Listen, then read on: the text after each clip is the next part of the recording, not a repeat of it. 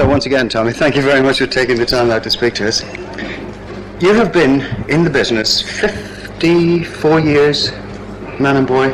Something like that, yeah. 1922, I believe, you first went on Collins's stage. Yeah, well, I wasn't actually in the business, and I won the singing competition. Joined a show called Cases Court. That was a show that found a lot of kids, including the great Charlie Chaplin, and I've been going ever since. So you started off as a singer? As a boy singer. Mm-hmm. And at what point did you graduate to being a comedian? I suppose over a matter of 25 years. Learned the business slowly, but one doesn't wake up in the morning and say, I'm going to be a comedian.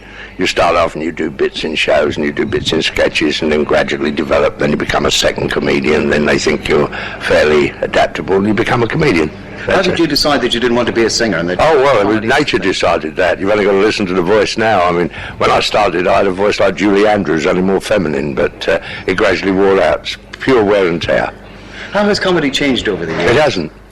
Comedy hasn't changed at all. I hear more gags cracked today on television that I heard 30, 40 years ago. All they do is change the situation and change the people's names. But you see, comedy is universal, providing it's understood. That is a great factor.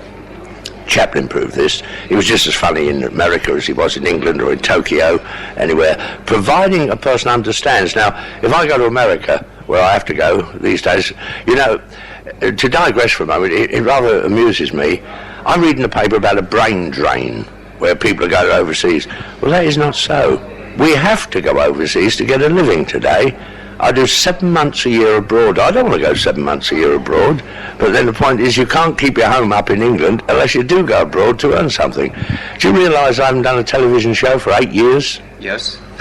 And it's one of those things. You see, it's in the hands of the monopolies today, and if a certain gentleman sits at his desk and says, well, so-and-so, we don't want him, you're not booked.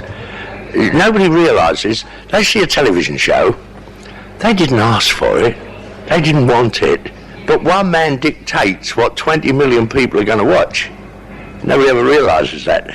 They tell you that 11 million people watch a programme. Who counts them? In the old days of the music hall, if a man was top of the bill and nobody came into the theatre, he wasn't top of the bill whatsoever. But today, it's now a monopoly. You see, you get various people who are signed up at so much a week. Now they've got to use them to get their money back and show a profit. And that's what happens. Well, what about the guy who started off the Trinder box? Can't you get him to rebook? Oh, no, you see, I took an act which I thought was a very fine act, a singing act. And I ring the BBC to their auditions departments. Well, one man is a talent scout. And I said, I'd like you to hear this act. Now, my experience tells me they were very good. So he said, where can I go and hear them? So I said, well, they're working in a club, but I don't want you to hear them there because they're so versatile that I'd like you to sort of listen to them yourself and then say, sing this style, sing that, sing the other. Oh, well, I've got nowhere. A place like the BBC with millions of pounds invested, they haven't got a room where they can listen to an act. So eventually I book a room in the West End, all the facilities. He came and heard them. He said, my God, they're terrific. Now, if I can find a producer to finish up, they are now in America earning a fortune. But the BBC couldn't use them. That's the state of show business today. Because this has happened many times. Another thing is they tell you that a certain record is top of the charts. Now, there are so many shops that they go to get the numbers of records. Now, if a person finds out the shop, and it can't be a secret, somebody knows, you go to those shops and you buy 10 records of one label in each shop, they become top of the hits, pop. Then you can go back when they're top of the pops and sell the records back to the shops for half price, so you've cut your cost. Yeah, I personally, outside the business, know one of the shops. Yeah. So if I can know one... Yeah, that's right. Well, this is what happens. This is show business today. The public, unfortunately, they don't get what they want. They get what is dictated to them. This happens with radio and television and what have you.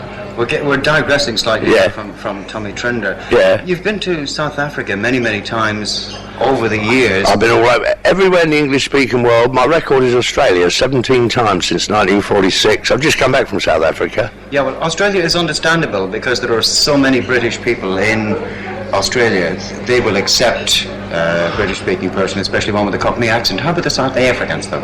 Oh, no, they're just the same. You see, oh, yes. What you get, now you go to Rhodesia, they're more English in Rhodesia than we are in England. True. You see, no, the thing is that it goes back to what I was saying. Providing you're understood, it's easy. I mean, I go to Hong Kong. Now, you don't want to create a mixed audience in Hong Kong. America, I'm off to Canada in 2 weeks' time. Really? Do you have to moderate your... No. What? Oh, no. You see, the great thing is to have an accent. Gracie Fields, she was loved by all the Lancastrians because she retained a Lancashire accent. And I was in New York only a few months ago, playing in a restaurant there, and as I walked in, the head waiter said, "Oh, you're all right, you've got a big party of limeys in tonight." So I walk on. There's a bunch of middle-aged to elderly women. And as I start, they start crying. I thought, well, it's not that bad. And when I sang things like maybe it's because I'm a Londoner, the tears were rolling down their cheeks. So afterwards I said to the head waiter, "Tell me, who was that party?" He looked in his book and he said, "That was the English War Brides Association." Well, they've been there 30 years, and if they're 30 when they went, they're 60 now. But they still retain it. And don't forget that I am fairly international. I've made films in Australia. I've made films in America. I've done television shows in America. I worked with Sinatra in a television show in America, so they know me there for myself. And with a Cockney accent, shall we say, today it's more popular than anything in America because of My Fair Lady. The Cockney character in My Fair Lady, they loved him, Stanley Holloway. So there is no barriers, really, providing you're understood. You see, I mustn't talk about a wheelbarrow in America. They don't know what a wheelbarrow is. It's a pushcart. So I'm talking about a pair of plimsolls in England. Well, now, in South Africa, that's tackies. They call them tackies. In America, they call them sneakers. Yeah. In Australia, they're sand shoes. And it's only by using those particular phrases that they understand what you're talking about. So you must make certain concessions. Oh, yes. Well, what you do, if you know a country, then you know the idiom, and you use that. Has show business changed a great lot, for better or for worse, from the old days of music hall? Well, first of all, there is no music hall today. It's changed that way. You see, today, the cost, I put on a show for a summer season, and they wanted to book it in Edinburgh for a week prior to the summer season. Well, we finished up paying £900 for transport for 1 week. This is just transport. So the first £1,800 that was taken in the theatre just went for transport. And we used to work out in the old days 10 shillings per head of the company for all the transport. That was to move the scenery from the theatre to the railway. You see, today with the railways, there are no sidings locally. All the sidings have been moved out. So when you finished the show on a Saturday night in the old days, before the last scene was finished in the theatre, it was practically all loaded in the truck. So you go along today and they say, oh, well, no, there's no local sidings. You go 10 miles out. Or we can't work Saturday night. So we'll put it on Sunday. Oh, no, we can't work Sunday. Well, the thing is that it's too late on Monday to put it on the train and take it to the next place. So you have to take it by road. And to take it up to Edinburgh costs us £900 return. Because the trucks had to go up, the coaches, or whatever it was, had to go up twice. So it's really outpriced itself. And today, another thing with scenery, there's no resale value for scenery, so you burn it. You pay a man to burn it. I've seen beautiful shows. Do you know the show Camelot at Drury Lane was sold out on the pavement? The whole thing, lock, stock and barrel, £600. Because it would cost you more to store it, unless you were trying to use it, and there was no theatre to put it into. And the man who bought it actually made his money by leasing it out to amateur companies. What do you think is going to happen to the theatre? There'll be no theatre. You see, the music hall is not subsidised, but Shakespeare and plays and things subsidised by the Arts Council. So the taxpayer helps that to go. But there's nothing for a music hall at all. There's no subsidies. Bingo has closed down all the... No, well, they're using bingo because there's no other thing to fill a theatre with. You see, you've probably got a theatre on lease or a picture house, and the lease says you mustn't convert it structurally to anything else but a theatre. So they say, well, we can't find any shows, there are no shows coming, what are we going to do? We'll play bingo. So they play bingo. But where are all the future Bob Hopes and Tommy Trinder? You won't find them, unless they go abroad to learn their trade. We have to go abroad now to get a living even, which is... a sad state of it is a sad state of affairs. I mean, I love England. I'm English right through. But the point is, to get a living, I mean, I've got a home to keep up, that kind of thing. So one goes abroad. And when one spends 7 months a year out of the country, and you go to certain countries where you dare and have it stamped in your passport, because that won't let you into another country. So the immigration people are very kind. They stamp it on a piece of paper in your passport, and then when you leave, they take the piece of paper out. I like it. You see, the thing is, if I was going to South Africa, I'd have a hell of a job to get into Kenya afterwards. So this is the thing they do. Over your 50 years, you've done everything now. You've done radio, television, films. Have you any lifetime ambitions in show business yet to be fulfilled? Well, I think I've fulfilled them all. 13 Royal Command performances. You name it, I've done it, you see. No, I just love to keep working because, one, I'm very fit, I'm very active, and what am I going to do? Sit down and waste my life? It's nice to go around and sort of say, right, meet people. But you see, by continually going to all the various places around the world, I've got so many friends. Yeah. It's like I never left. And another asset is, say I go into a town for a month, well, then you leave and you probably won't go back for 3 or 4 years, and your friends will accommodate you for a month. They don't get tired of you. If you're any longer, they say, we'll get rid of this fella. So the only thing really that's left for you now is to get another British television programme or... No, the thing is, you see, one, don't forget, television doesn't directly pay. The money is very, very bad, but what people hope to do, by virtue of appearing on television, then people will pay to come and see you in clubs and that kind of thing. And the thing is, what amuses me, people pay to see a man learning his trade. Yeah, if they wanted a house built, they wouldn't let an apprentice bricklayer do it. They'd wait and get the polished performer. Very true. How can a person who spends 7 months of the year out of the country be a working director of a football club? Well, see, I usually go away in the summer when there's no one playing. And if you saw our phone bill, I've had as much as £200 and £300 a week. Really? Phone bills, oh yeah. I once was in Australia, I had the whole of a match phoned through to me. That was an hour and a half between England and Australia.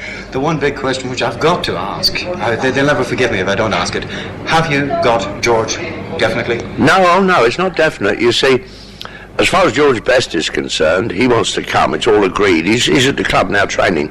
But you see, when you're going to play, he's got to be registered with 2 organisations, the Football League and the Football Association.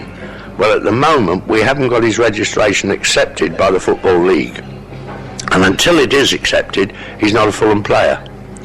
So it's one of those things we don't know. It all depends what the Football League Management Committee, if they say yes or if they say no. I think, really, myself, that it's a waste of a very good talent.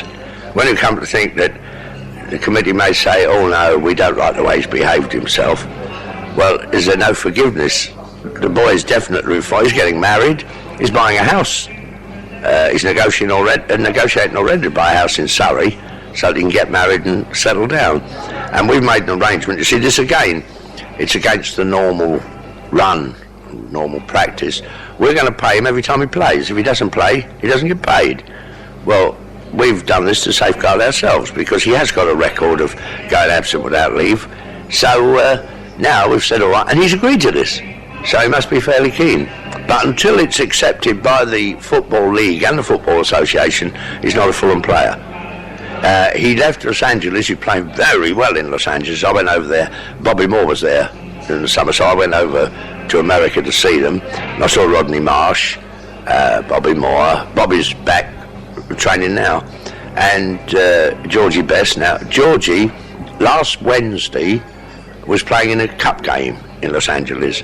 And he said, right, if we lose, they won't want me for the next round, so I'll come back. If we win, I'll have to stay to play the next round. They lost their match on Wednesday night. On Friday, he was in England. I went down to meet him in and looked around, and he's staying at the moment in a hotel in London and waiting to get it all settled, because it's no good him buying the house if he finds that the Football League, you see, if they won't register him with us, they won't register him with anybody else. So it means that he's got to go overseas again. Well, if you get Georgie signed and you've got Rodney... No, we haven't got Rodney Marsh. I don't think we'll have Rodney Marsh. Oh, it's that's a pity. no, well, it's a question of too much money. He wants a signing-on fee, which is rather prohibitive. Well, if you got George, do you think that you could possibly think in terms of promotion? Oh, no. One man doesn't make promotion. And the thing is, football is a funny game. I went to the bank and borrowed £250,000 to build a new stand. Well, now, from the time you prepare the plans to the time of fruition is 3 or 4 years. Well, during that time, the interest rates went up to £40,000 a year. So I sold 2 players, and right away the supporters said, "You've sold the 2 best players we ever had." And I said, well, they never won us anything, let's face it. And that same year, for the first time in our history, we got into the cup final without the 2 best players that the supporters said we had. So you don't know with football. But the great thing is with football, you've got to have strength in depth. Because if you get promoted, you go into the first division. There are 42 matches to play, and if you get a key member injured and you haven't got a replacement for him, you're back to square one. As Bristol City will probably find over the next few I don't know, they've started very well, and this is a great thing. If you can get a good start, it does buck the boys up, you see, because when you get promoted into the first division, the players look at the fixture list, and the first thing they say is, for Liverpool, Arsenal, Derby County. Every game is like a cup final to them. If you get relegated, it doesn't look so bad. You say, oh, well, that's easy, we ought to do that. Now, Bristol City have gone out, and they won their first game handsomely, you see, against all odds. And this must do a hell of a lot to their morale. And Bristol City... against Stoke last week as well. Yeah, days ago. yeah. But they're a good side. They proved that because of getting promoted from the second division. They were the best side in the second division. And it's harder, I think, to come out the second division into the first than any of the 4 leagues. It is a terrific achievement. And I know the Bristol City board manager very, very well. Great side, great club. I'm very happy to see them go up, and I hope that they stick there. And if they carry on the way they've started, they will. Of course, football's not the only game you're interested in. The other sports, you've got cricket. I'm a past president of the Lord's Taverners, of which the Prince of Wales is the president this year. So I've had good company follow me in. Yes, the only thing I've never been interested in horse racing. But my wife, she's a very good athlete, or she was, and she's interested in horse racing because she goes to Findon and works exercise for Ryan Price. Oh. She's quite a good horsewoman. Well, she was a farmer's daughter. She played cricket, she played tennis, she's a licensed pilot, and is a good golfer. She's been out today playing golf all day. It's too tiring for me. It's a bit warm for her as well. Yeah. Anyway, you've got to go on stage soon. There's one question I must ask. Yeah. You used to belong to, I don't know whether you still belong to, the Savage and Eccentric Club. That's right. What exactly is that? Or Well, the Savage Club is for the arts. We have all the leading lawyers, authors, painters, musicians. And the Eccentric Club is a club of sort of sportsmen, sporting people. They're 2 of the West End clubs, residential clubs. You can stay there and that kind of thing. And they're quite a couple of exclusive clubs. Like the clocks in the Eccentric Club, the only time marked on the face of the clocks are the opening time of the bar and the closing time of the bar, otherwise it's a blank. But being a teetotaler, I don't have even to look at the time. no.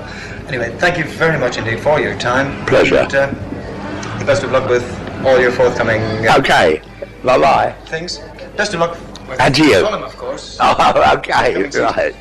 All the best. Bye.